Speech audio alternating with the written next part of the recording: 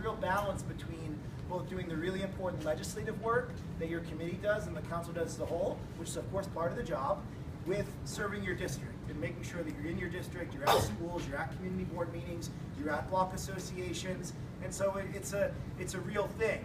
This council is a progressive council. We have 21 new members. We used to have a progressive caucus of 9 members. Now it's up to 19.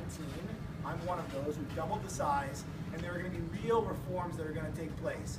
But I don't think you have to throw the baby out with the bathwater. There can be things that are done that make this better and more reformed without entirely eliminating these things that I do think have a benefit. I have a question.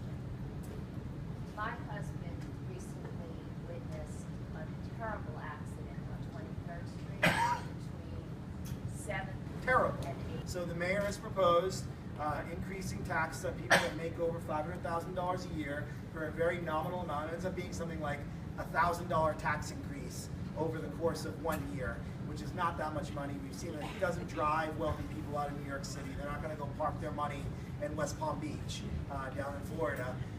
There's been a disagreement with the administration and with the governor. The governor says, I'll come up with the money in the state budget to fund pre-K. We're not raising taxes. We're going to cut taxes, actually.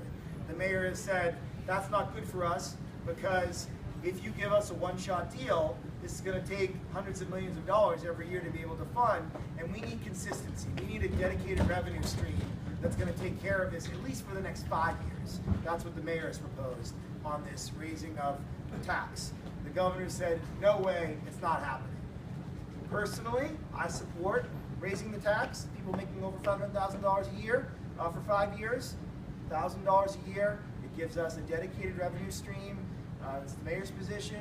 That's the majority position in the council. I believe that's the controller's position and the public advocate's position, and a lot of our local state legislators, especially in this district, Senator Hoylman, Assemblymember Gottfried, Assemblymember Glick in the village, Assemblymember Rosenthal, all overlap on my district. I think they're all there as well.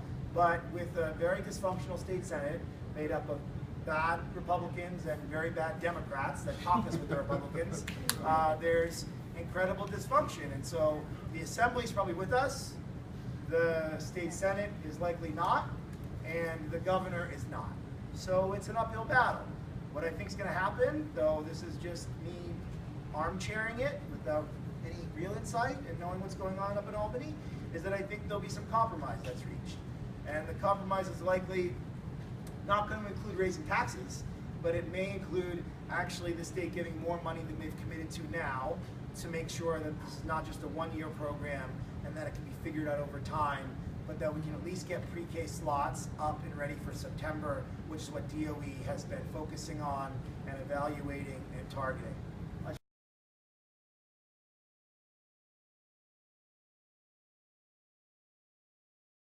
Wages going up next year to $8.75 and the following to $9 an hour.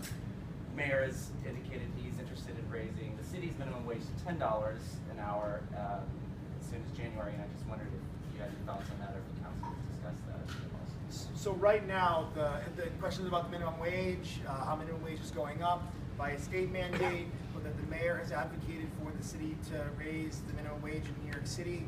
The current, I guess, interpretation of law in New York State is that New York City on its own cannot raise its own minimum wage. Now there has been some litigation on that, but the litigation took place a very long time ago.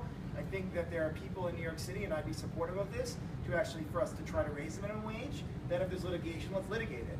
And let's see with the new Court of Appeals, made up of more progressive members of the judiciary. For many years it was controlled by Pataki Republicans, that maybe we'll get a different interpretation.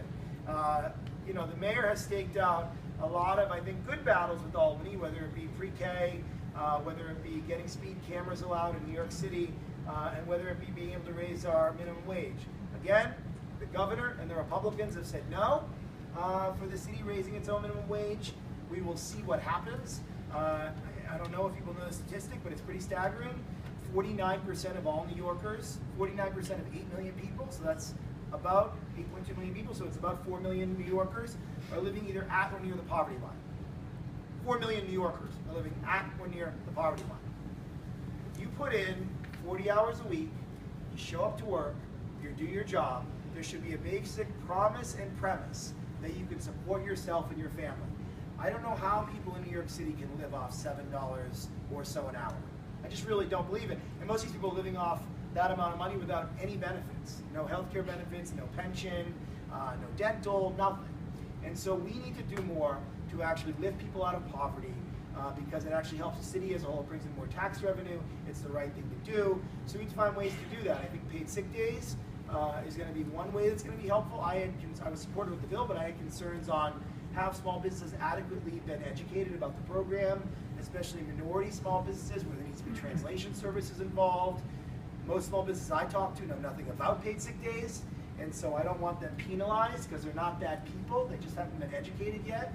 So we put in a 6-month grace period on that for paid sick, and the council has allocated a significant amount of money for DCA to do education efforts in the lead up to it across the city for SBS, Small Business Services, and DCA. So this is a sort of multi-pronged approach to both help New Yorkers that have really been struggling and hopefully balancing that with business needs so that we're not putting small businesses, which are an integral part of our community, in a bad position.